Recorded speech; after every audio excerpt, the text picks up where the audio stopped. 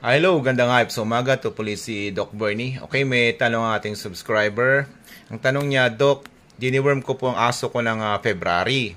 Pero ngayong April, may nakita akong bulate sa dumi niya. Okay, so unang-una, ibig sabihin, pagka may dinuming bulate ang aso o pusa mo, ibig sabihin lang noon, marami na sila sa loob. Kumbaga sa bus, overcrowding na sila, marami na sila. Okay?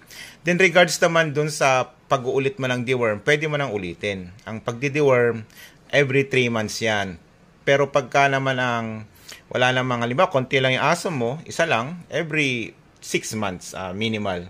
Pero pagka may nakita kang bulate na idinumi ng aso mo, ASAP, kagaya nung nangyari sa'yo, sa pet mo, pwede na siyang uliting i-deworm din. Halimbawa, diniworm mo ngayon, ang pinaka-objective nun ay patayin yung adult worms, then repeat mo uli after 14 days. Okay, ang reason nun para mapatay yung itlog na natira at pag lumaki na sila after 14 days, mamamatay din sila. Okay?